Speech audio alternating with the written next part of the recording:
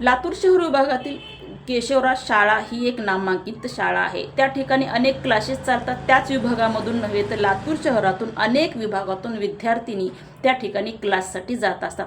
काही गुंड प्रवृत्तीचे लोक दारू पिऊन त्या विद्यार्थ्यांची मुलींची छेडछाड करत आहेत।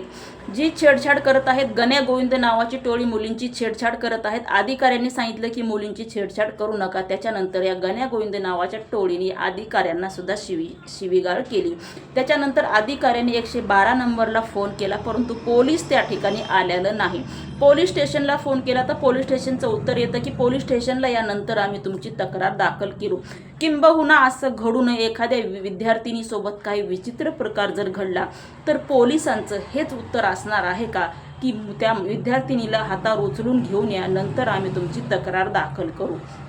जनतेवर होणारा अन्याय अत्याचार मिटवण्याचं काम हे पोलीस प्रशासनाचं आहे।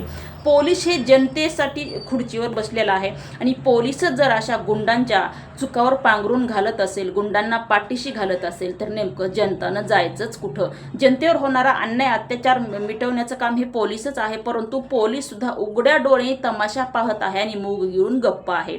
लातूर शहरातील जे पोलीस प्रशासन आहे त्यांना माझी समस्त पालकांच्या वतीने विनंती आहे की केशवराज विभागातील जे गण्या गोविंद नावाची टोळी आहे त्यांना तात्काळ अटक करावी आणि त्यांच्यावर कडक कारवाई करण्यात यावी। लातूर शहराचे आमदार असतील, खासदार असतील, पालकमंत्री असतील, कलेक्टर साहेब असतील, यांना सुद्धा माझी विनंती आहे की लातूर शहरामध्ये दिवसेंदिवस होणारा अन्याय अत्याचार वाढत आहे। त्या अन्याय अत्याचारावर कुठेतरी तात्काळ आळा हा बसलाच पाहिजे। आता निवडणूक आहे आणि निवडणूक म्हणल्यानंतर जे उंदराच्या बिळामध्ये बसले आहेत ते एक एक करून हात जोडत आमच्यापर्यंत पोहोचणारच आहेत, आम्हाला मतदान करा।